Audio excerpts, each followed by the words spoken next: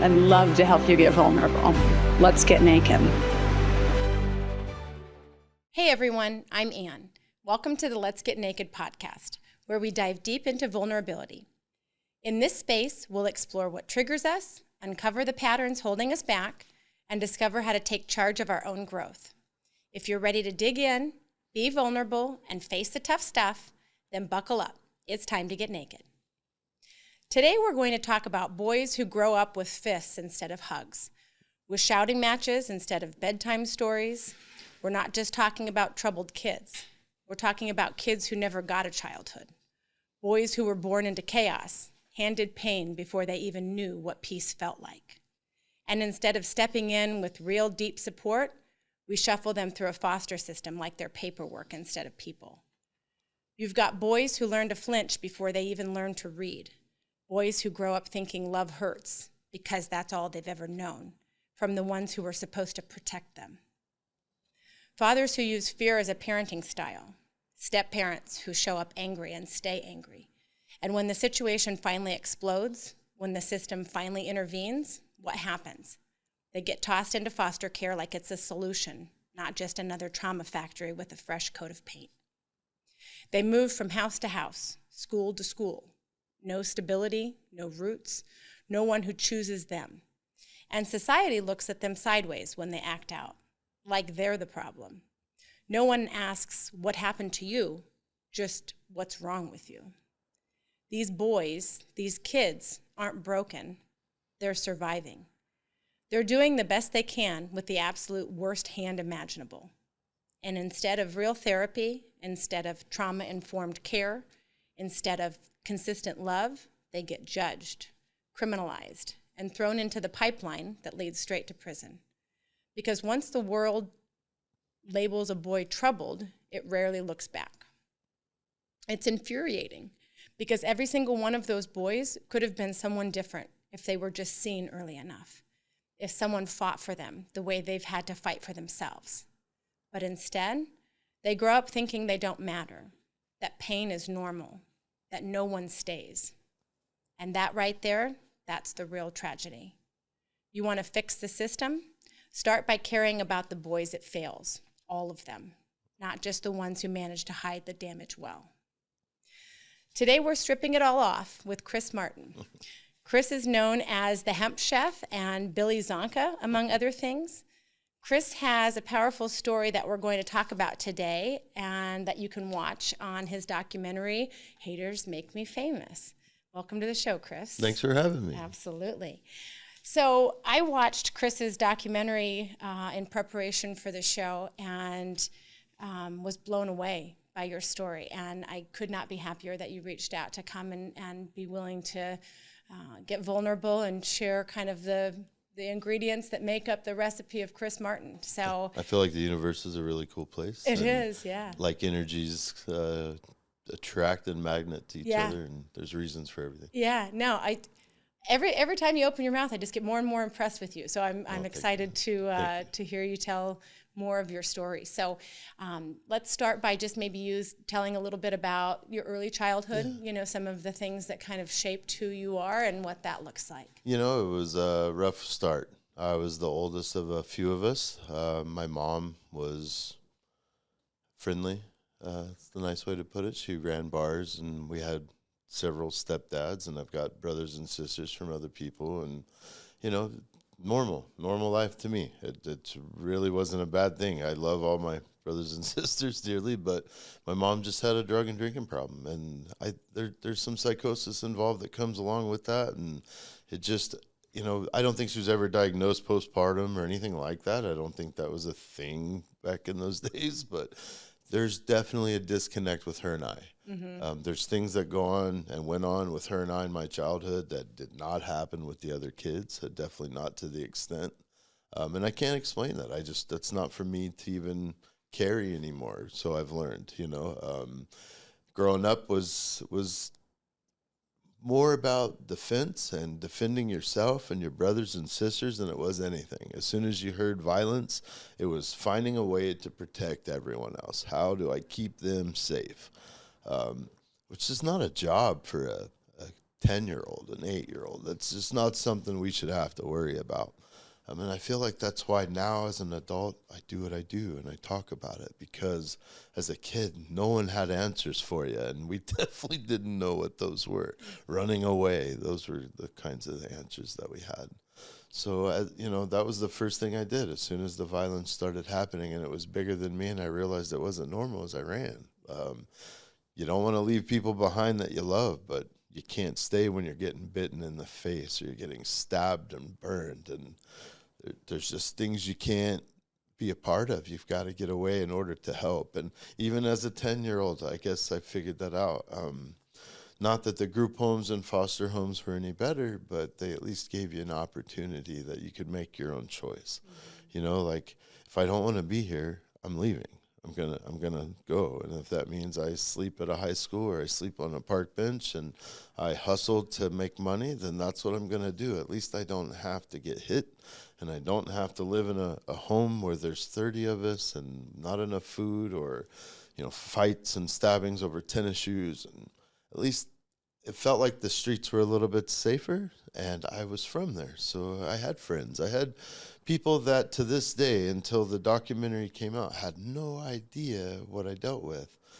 And I felt like that was that defense mechanism. I did it on purpose. I wanted people to know me for me, not because I lived in a boys' home or because I got beat up. Or I really just wanted to be a normal kid. Hey, I want to go play ball. I want to spend the night with my buddy and go to our game and, do what kids do. And I think that was the hardest part, was that balance, trying to balance that, like once a few people figured out what it was like and where you came from, not everyone agreed with you. Not everyone supported that. Thought you were weird or thought you were different. And I definitely was. I came from some different stuff. So it was an honor and a blessing in one hand, and then another, it was kind of torture. So. Yeah. Well, when you look back and you realize that those things, those hard things that you went through as a kid are what make you who you are, sure. Right? That are what make the mess that kind of turns into your message. Correct. And what motivates you now as an adult. I think it's pretty powerful, so you don't have to look back at it from this place of like, oh my God, I'm such a victim. You can do the work to heal that. And then what are you going to do with that, right? Because I think those of us that have the biggest scars are the coolest people. Yeah. You're my people as far as that's concerned, because awesome. It's, there's nothing interesting to me about a trust fund baby. Show me somebody that's been through some shit, that's been in the trenches, that understands that. And obviously you wouldn't wish that on anybody, but I think it really teaches you about how gritty and how deep of a person you can be by what you go through. Well, now I've taken it a step farther too, because I feel like it also showed me that fork in the road and where we all don't make that right call. Like I've lived with both sides. And I have friends on both sides. And not everyone made it. Not everyone did walk this walk. And not everyone did turn that negative into a positive. Yeah. And that's where I try to hit that root cause. That's where I want to try to go back and help. I felt like, writing the inmates now that have been caught for weed in jail is a great message, and it's a great work to do. But it's almost too late. They're already there. And trying to get someone to go back and rewrite a shitty law or to get someone out is like, miserable. It's not very easily done. So then what's the root cause? Where are we? How far do we go back? And it's those kids that couldn't make those changes. Those kids that are faced with that same problem every day, but go, you know what? I'd rather go rob that guy. I'd rather pull that gun out and go make sure I get my money. Or, right. And I kind of feel like that's where we lose it, where it's all about let the system deal with it. Let the state handle it. That's why we have programs. And I want that disconnect known. I want people to understand what programs. You throw JTPA at somebody and you put a bunch of gang members in it that want to go try to get all the same job of driving a truck cross country. That's not results and answers. I'm just going to put it out there, sure. Showing these kids that they can only qualify at this one little junior college to do anything in school. I'm sorry, that's not an answer. That's not a fix to a huge mental health-based problem that we have, or the fact that dads just aren't in the house anymore. Mm-hmm. That white elephant that sits in the room, and usually it's a black elephant too. Yeah. We got a lot of dads that don't come home anymore, and whether it be because by choice, by drugs, or by prison, or worse, we got to fix it. And Yeah. that's kind of where I feel like we've dropped the ball the most. Yeah, no, I couldn't disagree with you more. I look at, you know, when you talk about being 13 or being, you know, 10 or whatever, and having to do all of these really adult things, you know, protecting your siblings or defending against grown-ass men, right? When you're 10 years old and you're trying to defend against a stepfather because you're in a situation like that, it makes my heart just break for you in that situation, because you're doing things that adults shouldn't have to do, let alone a 10-year-old. Scary thing when you think of, I got to protect my mom. That's your first instinct. And then when you do, you know the beating. Yeah. You know what's coming down, because that's a man. That's Yeah. not just another kid. But you don't even think about that side of it, because I didn't care about getting hurt, because he's hitting me now. You're not hitting her. And that's what mattered. Yeah. Even to the point to where when you got to get violent with a weapon, you know, it's me or her. And now I look back and I'm like, what was I thinking? Like, she didn't give two shits about that, so why did I? But at the point, you know, I don't know, I guess I was just raised a little different also. Coming from the Midwest, you look out for your mama. Sure. You only got one. Yeah, you only got one. There's a special relationship there between. Even to this day, and with zero conversation or relationship, she's still, when we go back to Kansas, what's the first thing we do? We drive right by my mom's house. Does she have a clue? Zero. Not a chance. Just my way of checking in. My way, yep, she's still there, making sure. You know, that's all I got. Yeah. I run with it. It doesn't mean that the relationship between her and I is ever going to be anything different than that. And I've owned that. I get that. There's not a thing I can do with it. It definitely doesn't make it feel any better, but it's how I deal with it. It's how I have to. I've got to be able to let go at some point, or it's going to drag me down to that hole. But I also still have to have that decency, you know, because then I feel like I've changed into her. If I turn into that hate and that, you know, I can't stand her, I want her away from me. I did all that. I've walked all that. And it didn't make me a better person. It didn't do shit for me. It made me evil. It made me want to break stuff and throw things and hurt others. And if I didn't let go of that, then I'm right back at the bottom with her. And, you know, it's a tough battle back and forth, but I don't want to be her. I've got 5 of my own kids that are grown up now and 4 grandboys. And, you know, that's what my life's about. She chose to do away with all that. She chose not to be a part of that. And all I can say is, you know, Mama, I'm sorry. And that's on you. That's your bad now. And I don't know. I just keep going forward, because if she's not going to come, I can't wait. I have. It's been 50 years, you know. Well, and you've reconciled that so beautifully, I think, because there's nothing to be angry about in that situation, even though, like you said, it was horrible and put you in bad situations and she didn't protect you in the ways that she should have. But I think when you realize that she was doing the best that she could with what she had, right? Times were different back then, you know. Women were in situations where they didn't have a choice but to be with a man that maybe was not amazing, you know, to your kids. But, you know, women were not in a position where they're like, no problems, I'll just go earn enough money to take care of all of these kids, you know. And they didn't have choices. My mom was a little different. She was the type of person, if you were a good man, she wasn't staying. Yeah. She was cheating. Yeah. She was lying. She was shitting on you. If you hit her, she loved you till the end of time. If you knocked her teeth out, you couldn't get her out of the house. Can't even answer why, other than that addictive behavior, the drugs and alcohol that are involved, and the mental health side of it from what came from her and her dad. Yeah. And, you know, as I did my own digging, writing my book, I caught hell from all angles of the family, because my mom was one of 15. Oh, my God. A very Catholic family. Yes. My grandma was born in Australia. My grandfather and her met when they were young and brought to the States, where they had this large family. Now, what happened after that is still up for argument, because my mom tells me one story and I get a whole nother from the other side of the family. So I got told there's lots of abuse, lots of violence, and all this other stuff. Well, when that came out in my story, I had aunts and uncles attacking me. Like, how dare you talk bad about Grandpa that you don't even know? And look, I'm just repeating comments that were given to me. Absolutely. Obviously, I wasn't there. I don't know. But it would answer a lot of questions if this were true. And you get, 50-50. Yes, this happened. Yes, this didn't happen. So I take it more 85. Mm-hmm. Because those who want to protect that kind of bullshit deserve to be on the other side anyway. anyway. Yeah. And if you want to hide it and pretend like it doesn't happen, you're just as worthless as the people inflicting it.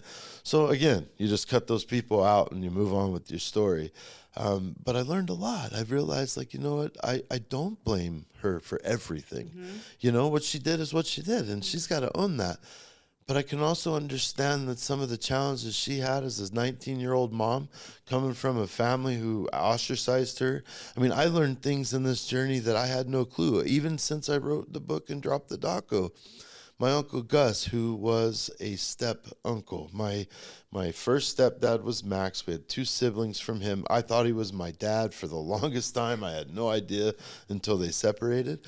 Well, the story I always got told was that he and my mom hitchhiked across the country with me in a backpack and all this chivalry shit. And it was a lie. It was not true.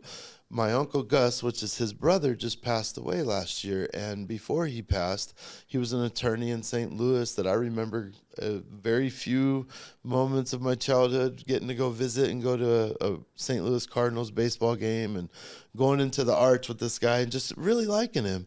Well, he reached out and said, Chris, you know, I read your book. I watched your doco, and I want to clear some things up that you might not understand. And of course, I'm like, please, anything I can do to fill gaps, let's go. So we drove all the way out. We met with Uncle Gus at the Capitol building. Like, it was just this, the universe making things happen, you know. And we sat and chatted, and he said, you know, I know you've always thought that your dad left you, and my brother came in and saved the day. And he goes, I want to tell you that's not what happened. Your dad was stationed in Fort Collins in Colorado, and so was my other brother, Joe. So all 3 brothers came up to see Joe while he's in the military, and we go to this bar, and your mom just happens to be working at this bar. You were home as a baby, which we didn't even know. Nobody knew that. Your dad's on post. Well, my brother falls head and over heels in love for the first time seeing your mom, and by that night, he's got her convinced to pack her stuff and leave. And they've moved back to Topeka, Kansas, where you thought you were from, because they had this thing that all of a sudden now they're in love. They didn't give your dad a chance. And I just froze. So for 40 years, I blamed my dad for all this just bad stuff. Like, you never found me. You didn't come looking for me. Well, now I kind of get it. He was in the military. He can't leave post. What's he going to do? Like, I got to go find my son? Like, he couldn't do that. So it changed a little bit of the narrative, obviously, a little after the fact, because my dad's gone now. And I held a lot of disdain and grudge towards him, and maybe why things went the way they went. And I was just thankful that this guy who I got to call uncle for a brief time in my life had the balls to stand up and tell me the truth, which none of my family has been able to do. And it doesn't make me not like his brother or Max or any of that, and it doesn't make me none of that. It gave me another perspective to understand what was going on at that time and why. And anything that helps me lift the blame and the pressure of wanting to be upset about something, and now it lessened that for me to where I could be like, cool, and I'm not mad at my dad as much. Do I like my mom anymore? Probably not as much as I was hoping to, but the truth is all you ever want to hear, and it makes sense. It makes sense with the way my mom handled stuff and the way she did things. Not a surprise at all. It just really made me feel like, damn, Dad, I didn't give you a fair shot at all.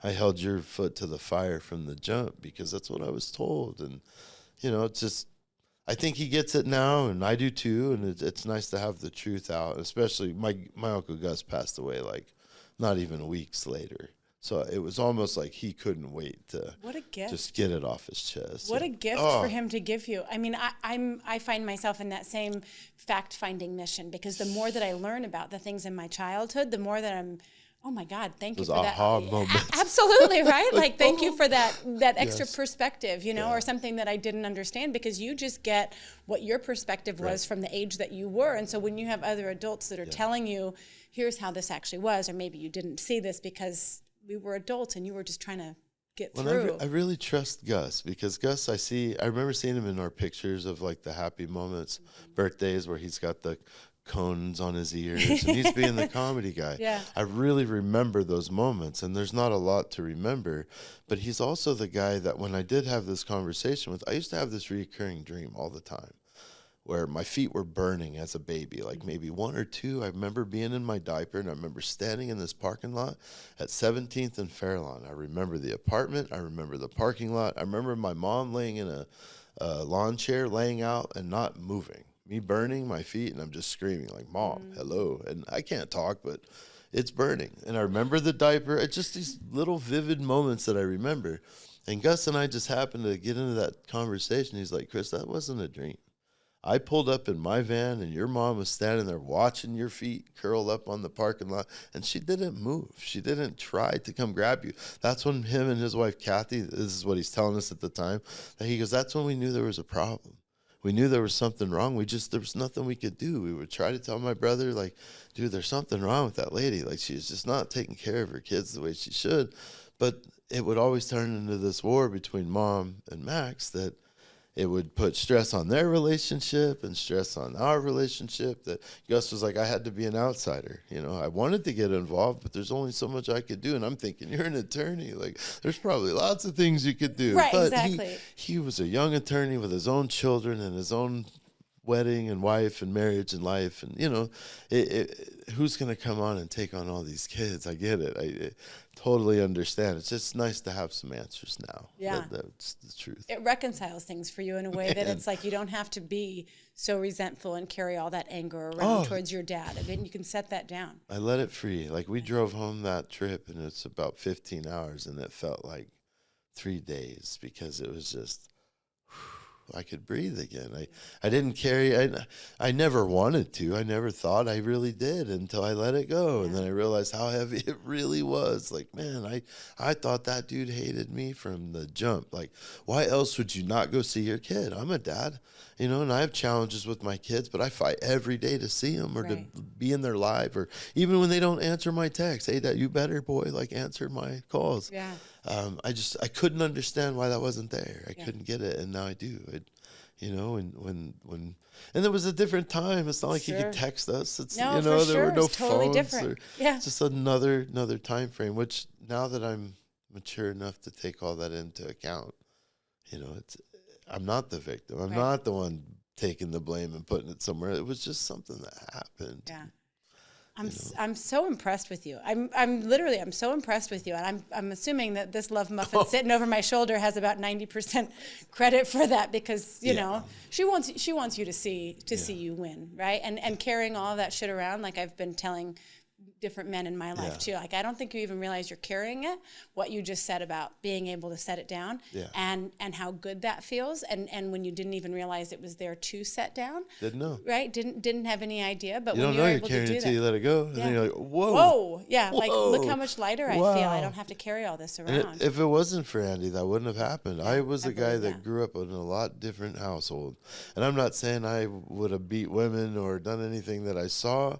I definitely know right from wrong and have a conscience. But who knows? Maybe I would end up on drugs and alcohol that causes some other bad decisions. You know, I really don't know. I do know that because of who I met and chose to spend my life with, I don't even have to worry about that environment. You know, her parents were married 46 years. Just a whole nother family life. Like, if the phone's ringing, it's either my kids or it's her siblings. Like, there's no one else that calls those phones. It's kind of the joke before her mom passed was, like, did you tell your mom? If something happened, have you told your mom yet? Because Mom knew everything. Like, Mom knew that Andy was upset with me before I knew Andy was upset with me. I'd have Andy's mom calling me, like, fix this now. And, you know, like, what'd I do? But that was the standard. Yeah. And, you know, when Mom passed and I saw her dad just aimlessly wander through the rest of his being and not even know how to grocery shop without her, or not understand how to cook a meal without her running the kitchen. Like, I knew I wanted that. I knew at that moment right then, like, that's it. That's what I'm trying. I know I love her. And I don't know how to tell her, and I don't know how to show her, but I know that's what it looks like. With no man showing you that, like, there's a lot of things you pick up on that you could do wrong between those ages. And I saw that. And if it wasn't for Andy and her dad and her mom grabbing me, even at a young age, even when we weren't as a couple, just guiding me as a man. Like when I first got with Andy, after there had been talk and we'd been friends and we have separate kids from separate marriages, it was like a momentous experience when her dad looked at me and said, "They're yours now." Like there's no other, to me, that was the I made it moment, not now that I'm a grandpa and I've got a retirement and I've got all this stuff going for me and my kids are grown. It was then. It was like, because he believed. He saw something there, whether I was even there yet or not, that he knew that he could trust me. He knew that they were in good hands, even through all the bullshit. And I think that's only because I was honest with them. I told them where I came from. I didn't try to hide it. I knew it wasn't the best case scenario for your daughter. You probably want some guy who's got a huge money backing or great parents, and I got none of that. I know what not to do. I learned what not to do, and I can apply that. That's all I can do. He also got to see the experience I had with his grandkids, who were my littles at the time, and they're all grown up and call me dad, and their kids call me papa, and I think he saw that then, and I just knew that's what I wanted to be like. Now, am I saying I'm anything like her father? Absolutely not. I couldn't. There's not a comparison level possible to be that, but that trying, that striving to be that is the goal. So that's where I'm at now. It's the effort that you put in with all of that. Oh, they were just great people that didn't judge me. They didn't, and I put them through some shit. Like, I was growing weed in my garage. Like, I knew I had Crohn's, but I couldn't afford it, and I needed the medicine. And her mom walked in and was like, "Get that out of my house now." And she passed away, and then I get raided. Like, the universe is awesome, because if you would have done that while she was here, we probably wouldn't have stayed together. She was a very powerful woman in their family, and not that Andy's not, but boy, her mom says, "Leave this guy." There's some decisions to be made, and I knew that. But I also wanted them to understand that the decisions were never made with malice or intent. It was always to try to be better. I didn't grow weed. I had 2 plants when they busted me. I wasn't trying to be a kingpin drug dealer. I was trying to grow medicine that I knew I couldn't afford to buy as a young dad. Which, she was a Catholic grandma. She's not trying to hear any of that shit that begins with the letters pot, and I got that. There are jokes now that we say that, we've gotten where we've gotten, and there are times where I'm like, "See, I told you." And that's jokes between her and I that I know we'll deal with when I get there. So, but it's just funny for us in the family to say. Because we wondered, would she be proud now? Because we know how against it she was then. Yeah. But we've really made a statement. We've really put it out there and let people understand that this is a medicine. This is something that needs to be here. Yeah. So I don't know. It's kind of an inside joke for our family now. I absolutely love that. And I think obviously there's no accidents in you guys getting paired up together and her family being so strong where they could really take you in and make you feel like you belonged, no matter how hard it was, no matter what you put them through. Sure. Her dad saying, "They're yours now," kind of thing. That's the kind of stuff where that's powerful shit. Heavy. Yeah. Her dad passed from brain cancer, and they were pretty adamant that cannabis wasn't going to be an alternative. And her uncle was a sheriff for 30 years. So when Dad got sick, Mom was already gone. Dad moved in with Uncle, and Uncle, which I didn't know at the time, was a cannabis supporter. But I'm facing over 100 years in prison. So trying to go to the family and say, "Hey, look, I've got an answer, and I can put it in Dad's drink, and he won't even know it, and we'll just medicate him."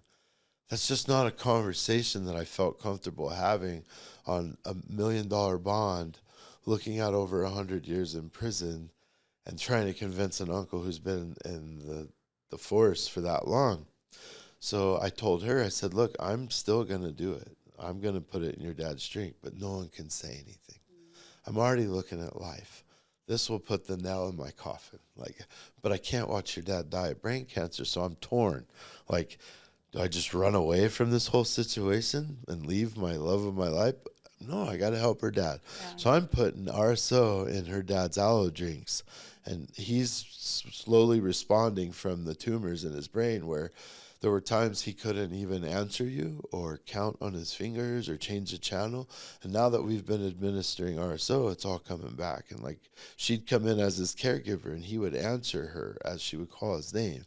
So like it was too late in his life to save him, but he was getting quality. Yeah. He was being able to enjoy his daughter and his family and recognize them and not have the tumors kill him. Well, her uncle comes in and is like, Chris, we need to have a talk. And I'm panicked. Like I told Andy, I said, your Uncle George wants to sit down. And I think it's because he caught me putting RSO in his drink.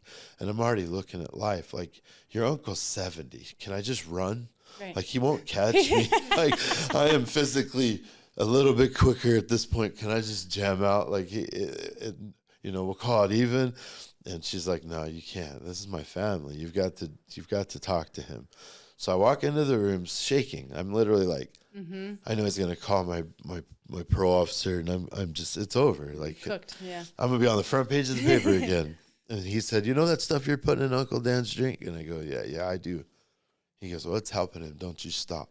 And I just froze like, oh. And he hugs me and he's like, what is it? Show me how.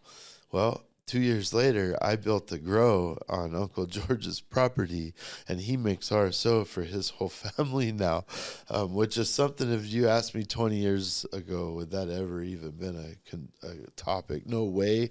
And I almost still feel guilty even talking about it, like I'm going to get told on or go to jail for it, only because it has been such taboo, especially on that side. But they're so thankful now because they can make butter and lotion and all the stuff that just, I hate to say it, but all the stuff that they used to get so mad at me for, like now it's helping their family. That's why I know Deb is totally cool with it now, like I know she's okay. It was heavy. It was one of those things where you're right, what you're doing is right, but the laws are just telling you you're a piece of shit and everyone else is taking that advice. So I'm just glad now I can openly talk about it, and it did help them, and it's helping the family still. So I know Mom's not mad. It's powerful that you were able to really stand behind what you believe and do the hard things, even if that wasn't the popular things, or even if that was illegal at that point. I mean, thank God there's people like you that are able to really put your neck on the line for stuff that you really believe in. When I walk this out, this is where like religion and spiritualism and life all kind of did a train wreck in the middle of my life. I was not a religious person growing up, especially as a kid in the places I grew up. God doesn't let things happen like that to children. And that's just where I could not swallow it. Like, yeah, granted, we're all going to grow up and have great lives and walk this stuff, but what about the ones down here getting raped and molested and abused and left on the street? Like, where's God? And I'm telling you, like, my motto was God hates me. Like, he's walking behind me, flicking me in the head, because if he didn't, why was I allowed to see and endure a lot of these things? And I just didn't get it. I didn't understand. So flash forward to I get raided. I'm in trouble for this edible company, and I'm in jail.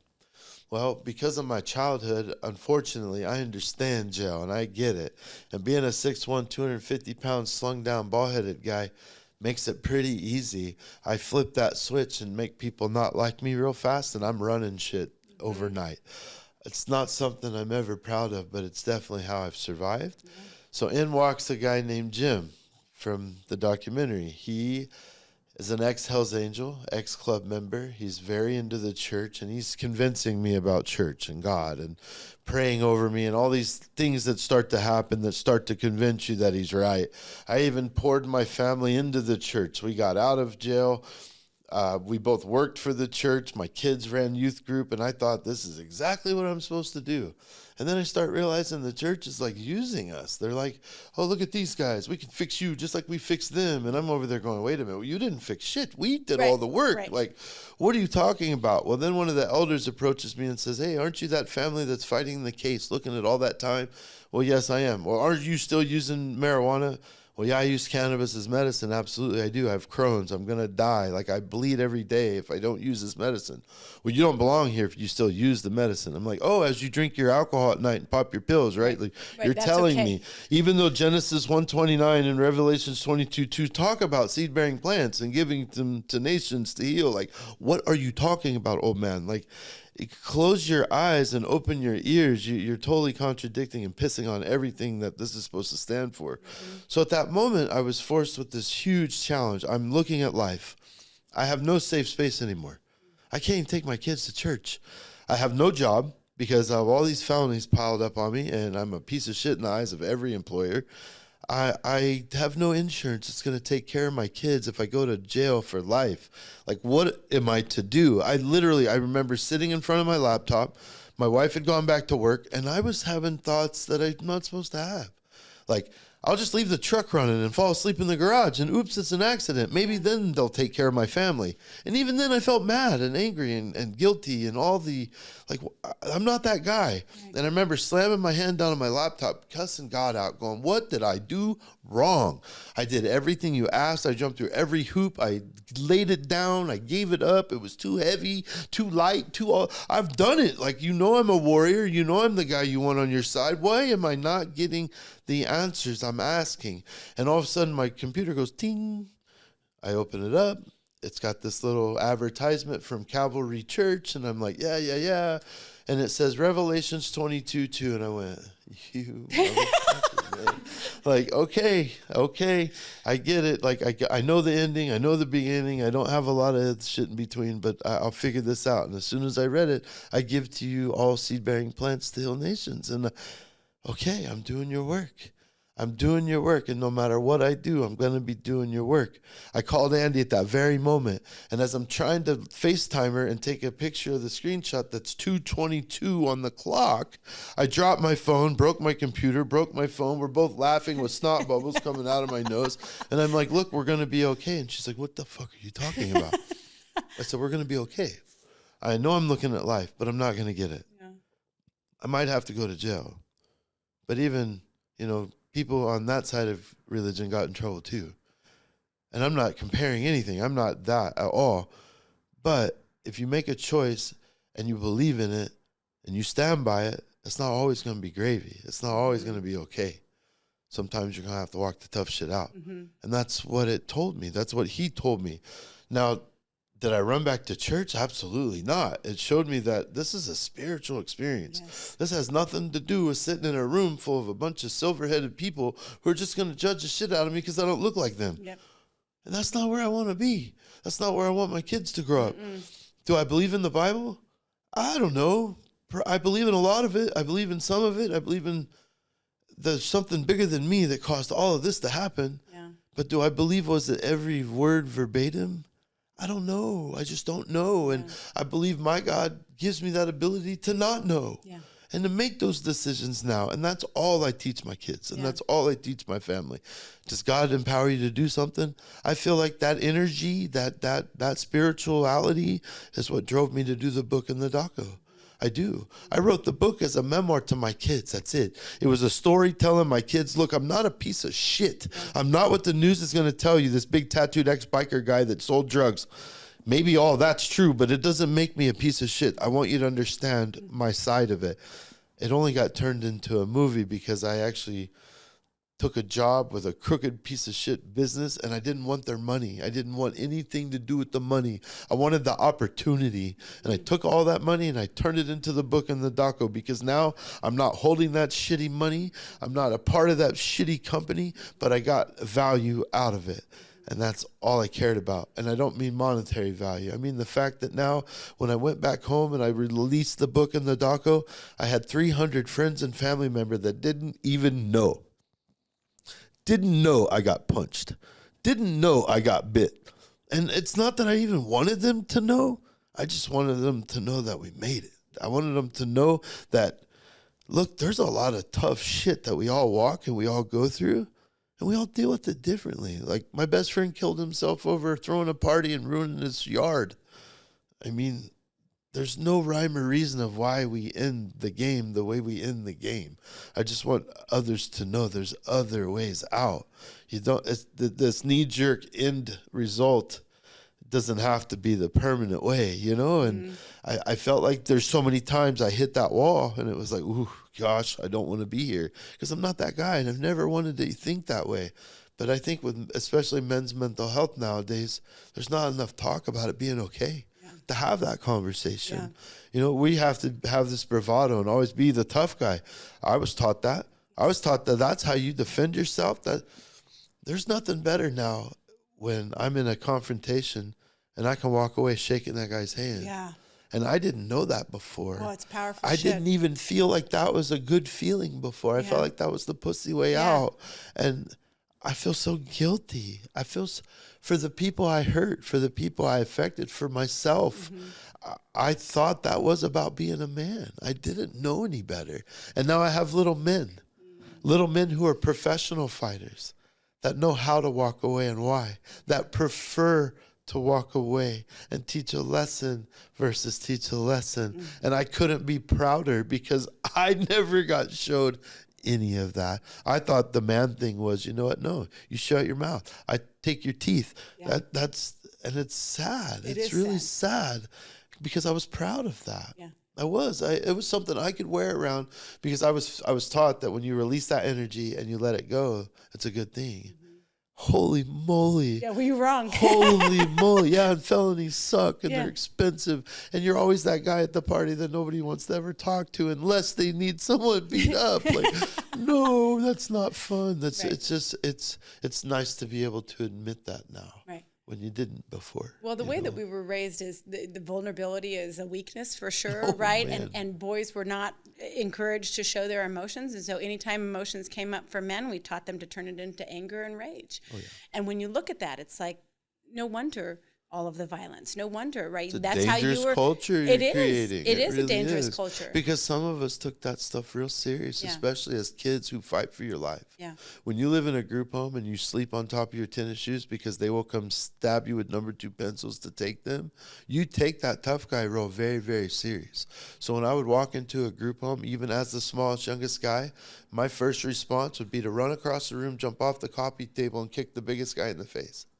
Not because he did anything, not because I wasn't scared out of my mind, because I wanted to set that tone that I'm the psychopath, I am the lunatic, I am the crazy one, and I'm not the one to mess with. Yeah. It's when you look back at it now and you see how many more people and more boys, not because there's women too, girls too, but guys in that situation now than there were in my time.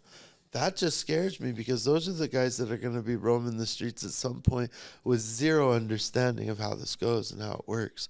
That's why I feel like it's my duty, not just my honor, but it's my duty to go back and speak, go back and talk to CASA and the people who support CASA and the kids involved with it, because no one ever did that. If it wasn't for Dave and the gentleman who worked for CASA, I don't think that we'd be having this conversation. I'd probably be getting interviewed in a prison. Yeah. So, you know, for other reasons. And I mean that with all due respect, just because it's hard to be a young guy in the state custody. You don't have those people walking around, oh, you should talk about your feelings. Right. You should sit down and just let that out. And if they are, they're probably trying to touch you weird. Sure, exactly. You know, at least back then. Absolutely. We had that happen in foster homes too. It's a ton. It's a ton of that. Right?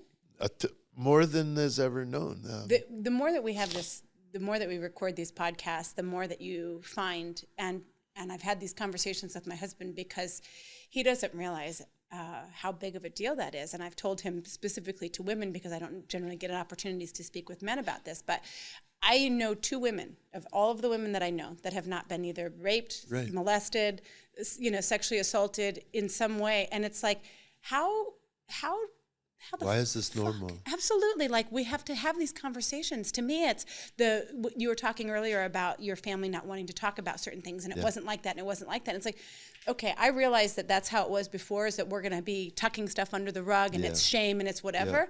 That time is over. I'm speaking at fucking full volume, and I commend you for coming here and speaking at full volume about this stuff, because that's how we make a difference with our young kiddos. It's not about me anymore. No, it's not. You know what I mean? And I feel like if I keep all of it inside, that's just mental health growing in the wrong directions anyway. And there's so many other people that are just waiting to hear the right sentence, the right comment. And I remember the days when I had Dave. You know, like, Dave's still alive. We go visit him. We're getting ready to go see him again. I love him with all my heart. But it was I think back to all the dumb, goofy letters he used to send me, and the jokes and the, you know, just the goofy stuff that I thought was so menial and just almost annoying as a teenager. I am so thankful for today, because those were those little 5-second blips and moments of, this is normalcy. This is what a real, honest, supportive relationship looks like. This is what a man being in your life is supposed to look like. Like, he would come to my football games. Now, I'm out in the middle of nowhere, Kansas, throwing multiple touchdowns, doing very well. No one knew about it. And Dave would show up and video these games and send them to colleges. He's why I came to Arizona to play college at Yavapai. I had no clue what a Yavapai even was. Never heard of it. Couldn't tell you where Prescott was. And this guy gets a hold of the coach and says, I got a kid you should have walk on and just let him throw the ball. Just see what he can do. It's men like that that need to be celebrated, that need to be put out there and not hidden. You know, like, Dave was so selfless. Like, it was never about anything to do with him. Like, he would give up his time to drive 3 hours to pick me up at the boys' home to go drive. I'll never forget the one time that him and I ever had a disagreement. It was because I was having those negative thoughts of, like, I'm not going to get out of this hole. Right. I'm always going to be a boys' home kid. I'm never going to be anything. Right. And that guy, and I hate to get you in trouble now, Dave, but he literally put me against the window and said, I am done with you talking about yourself that way. Yeah. I can't do it anymore. Yeah. Like, you make me miserable hearing how bummed out you are about you. Yeah. This is what you are. This is what you will do, and this is how you're going to do it. And just he was never about pointing out the problem. It was about an answer. Like, here's the fix. This is what we're going to do. This is how we're going to move forward. And back then, you know, you want to hate him and you want to be angry. Like, I don't want to hear what the adult has to say. But if he hadn't done that, if he hadn't taken that moment to scare the shit out of me, honestly, because no man had ever had the balls to get in my face. Right. Honestly, even my stepdads, they wanted smoke until they didn't, until I hit that age, until I get that size of, you know, I'm done. Yeah, I'm done. No one's going to hit me anymore. Yeah. No one's going to hit her anymore. Yeah. And for once, when this happened, I was scared to death. Like, oh my God, he doesn't even get mad. Like, this guy doesn't even get mad at me ever. Like, I could say whatever and I'm usually okay. And now he's like scaring me. Like, I didn't think he was going to, like, kill me or anything, but I made him mad. I was more afraid and upset that I had upset him. Yeah. And I've listened. It made me listen. It made me realize, like, you know, I'm hurting the one man that's willing to put up with my shit. Right. And I need him. And from that point on, we have been best friends. Like, I actually hired him to come out and be my edible chef who infused my cannabis brand, which to me is like the complete full circle part of this story. He was the guy that would always tell me, you know, don't play with your food as a kid. You're never going to get anything out of selling drugs, and weed and food don't go together. And I got to prove him wrong on all three levels, so much so that when we had the conversation, he said, I want to learn. Like, can I come see what you do? So I flew him out to Arizona, and I found out during the time we were searching for him to put him on the doco, he had become a chocolatier for Russell Stover's and worked for them for years. He actually had been accredited for some neat things that they had invented, and it just fit that now I'm doing chocolate. He was the chocolatier for a company. Now he's learning how to infuse cannabis into it, and launched my brand in 2018 in Arizona. So he's since moved back and got back into selling insurance and all the stuff that Dave does. But just the fact that I could bring him into my world and not feel threatened and not feel like, oh, this is a bad thing, or, you know, it's open, it's public, it's part of my story. Yeah. And we got to put him in the doco. I mean, it's just those things we spoke about that you can't write. I can't make this stuff up. I wish I was that intelligent.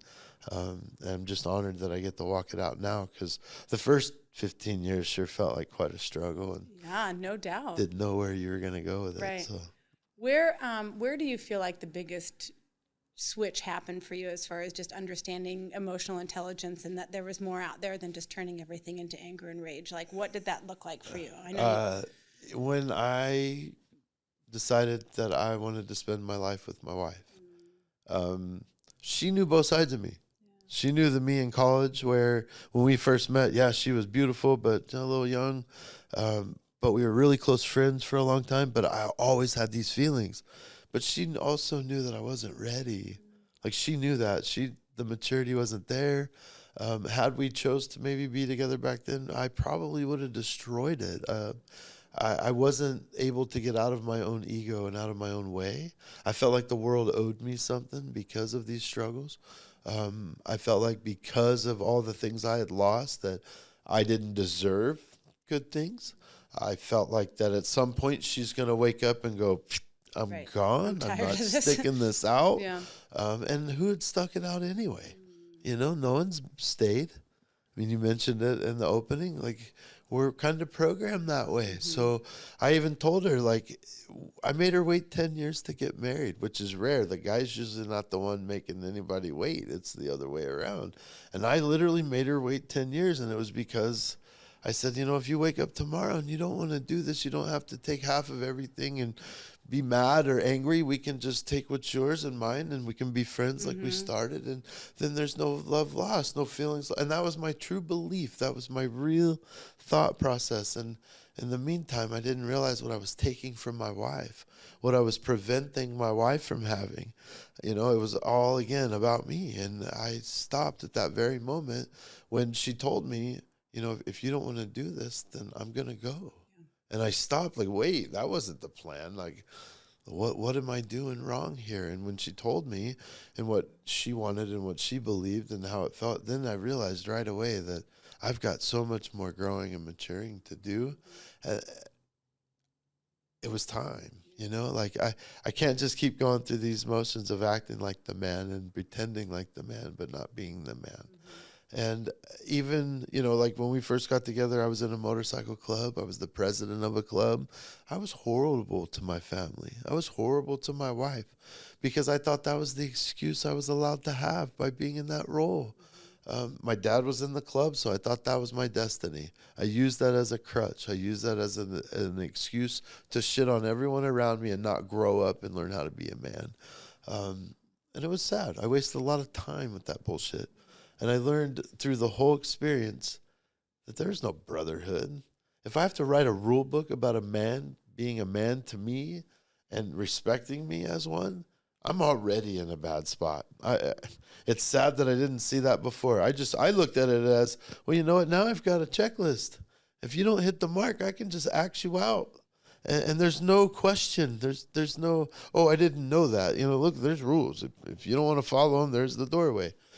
It's sad that because of the upbringing, that's what it resulted in, of how I felt I needed to build friends and relationships.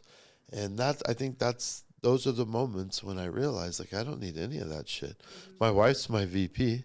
My family is my brotherhood. And that's what I need. And it's sad that it took losing a club or going through those experiences and the raid and going to prison and all of that to single my wife and kids out and realize that those are the only ones that are left. They're the only ones that give a shit whether you're here or not.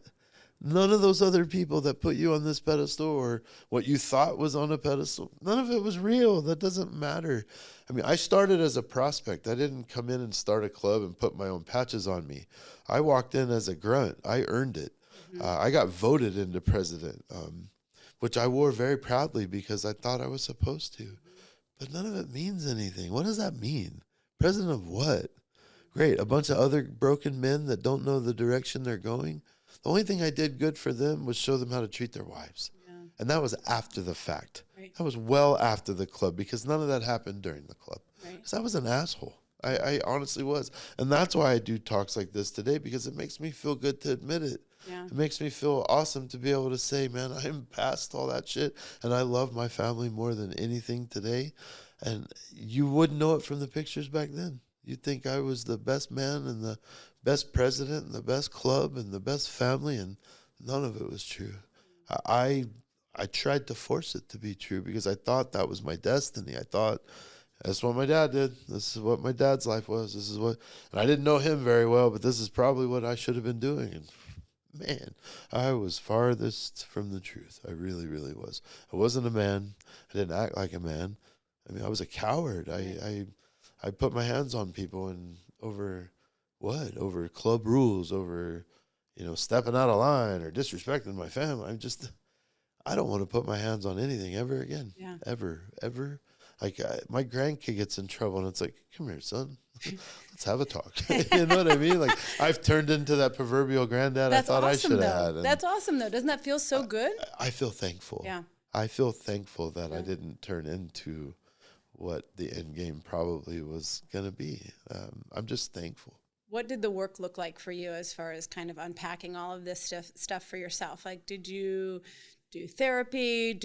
What were some of the steps that got you to where you are? Because I'll tell you, you're one of the most emotionally intelligent men I've sat across from. Like, it's pretty impressive. I started in therapy. So I felt like, I don't know if you've ever seen the movie Good Will Hunting, but I felt like somebody followed me with a camera and then put the movie out because I was that kid. I'd go in there and lay on the couch and tell the guy, yeah, I found my inner child. We went fishing and we're better. And it was a game. Yeah. It was, and I really didn't feel like someone in a college class that read something in a book was going to come and tell me about what I learned defending myself in the shower against 3 guys trying to take something that's not theirs. Like I didn't know how that, and that's also my naivety as a teenager, as a child, not understanding life experience and learning. But I don't know, for me, it was more about looking internally and making those changes. Like you've heard the definition of insanity, and I lived it. I walked it. I wore that as a badge of honor. Like, yeah, I'm going to continue to walk this path and do the same shit and think I'm going to be different. And once I stopped everything from smoking to cigarettes to beer to staying up late and watching crazy movies, to you name it, I changed everything. Like we have a whole nother lifestyle now. We get up, we work out, we do things together. My life was always telling her on the weekends, this is where I'm going to be for how many miles. And, that's just not what we're about. It's just, I really had to look internally and be able to look in the mirror every day and understand that I was a different person. And it's because I wanted that. I really wanted to be a different person. And I didn't think it was going to be that easy. And now I say it's easy, obviously, because I feel like I've accomplished something, but I do it every day still. Like every day is a challenge. Every day there's times I catch myself, don't respond that way. Yep. You can't respond that way. I have to go back and apologize. Yeah. Still to this day, grab my wife. I am sorry. I shouldn't have said it that way. I totally feel like an ass. And I know she's over there going, when she's like, when exactly did that happen? What'd you do with my husband? Like, I'm sure it's a change for her too. And by no means do I want to sound like I'm better or I'm fixed or none of that. This is a walk. This is something that we do daily. And I have a motto that I live by every day, that those who want to be in your life will be. But that means for me too. So all those people that I want to be in my life, I have to reach out. I can't sit back and wait. The challenges with my mom, one of those things, I don't know if I'll be the one reaching out in that circumstance. Do I think the door's closed all the way? Never. It's your mom. I think that door would always be cracked for something. But she's got her work to do too, and until she recognizes addiction and just the things she's been through, there's not much of an opportunity there, because we're always going to be at the impasse of you're better than me. And, there's just lots of things she's got to work on. I just realized that every day I've got work to do. I wake up every day and go, you know what, make me better than yesterday. Yeah. Let me do this thing a little bit better. Because there are steps I take backwards. There are days where it's like, man, I don't know why things are the way they are. I just have to understand that there's a lot bigger things in motion than me. And raising my grandkids is part of that. And we talk, we laugh, we joke a lot about, we sound like our parents. Like, I know my wife says that a lot. Like, I sound like my mom talking to my kids, my grandkids now. And I love that, because I don't know what that was like. You know, I didn't have grandma and grandpa. I didn't have that guidance. And being able to be a papa and learn that from her experience with hers and her family, it's probably the biggest learning I've ever had. Being able to grab that grandkid and just have the patience and have the understanding and have the wherewithal and the bandwidth to that to me is worth its weight in gold, more so than anything I learned in my own childhood. Yeah. To me, it made it all worth it. Well, and the way that you say too, like it's a walk and understanding that, like I'm just trying to be a better version of who I was yesterday, whatever that looks like, and we're going to stumble and we're going to make mistakes and we're going to do all the things. But when you have the family and the partner and all of the things in your life that push you to be the best version of you that you can be, that's it. We always hear that. How'd you get here? And to me, that feels like final. Yeah. Like here, I'm not here. I'm still walking. I'm still getting there. Yeah, exactly. Like, I don't think I'm there yet. I don't think you're ever done, right? I don't think you're ever done with the work. But if you have the tools to be able to realize how to make things better and how to really prioritize what's important to you, same thing. Family is everything, right? When you realize that, the rest of it just kind of falls away or puts itself into perspective in a really beautiful way. So. When they put me in prison for cannabis for 2 years, I had no visits with my wife, no contact.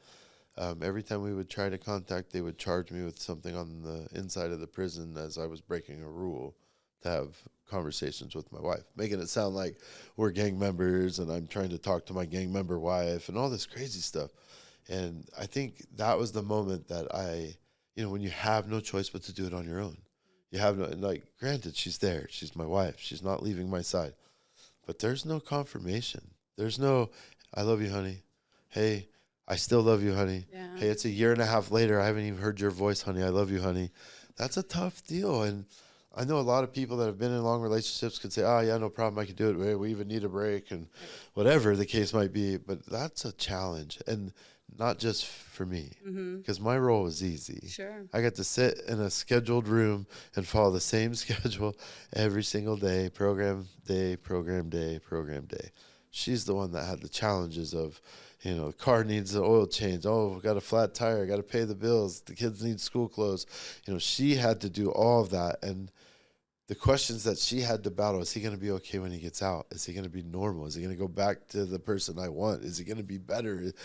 She had to carry all that and not know. So to me, that was the battle. That was the challenge. To me, I had the easy job. Just sit there and don't get in more trouble and just pray she's there when you come home. She's the one that had to make the call.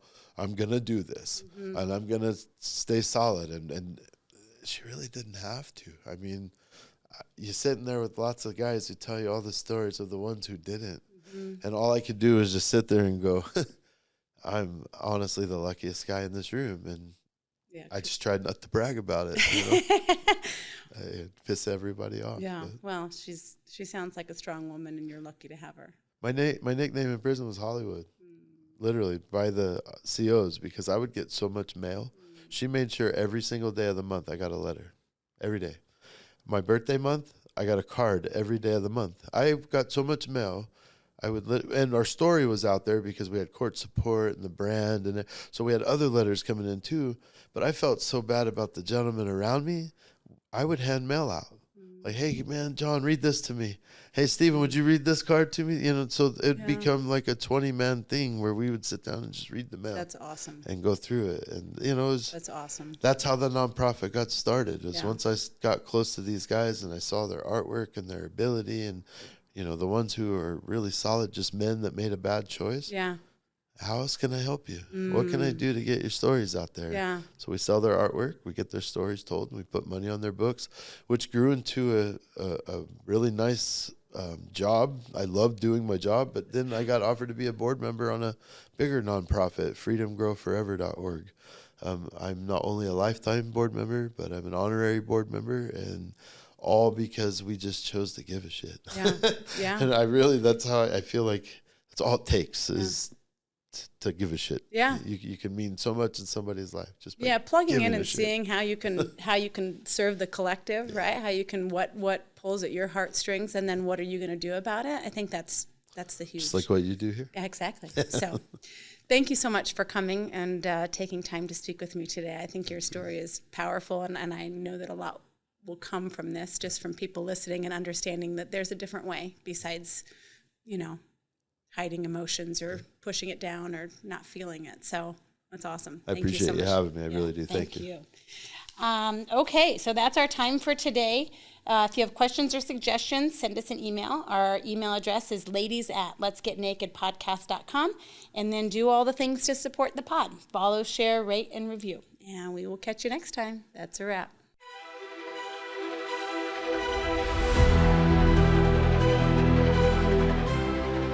I'd love to help you get vulnerable. Let's get naked.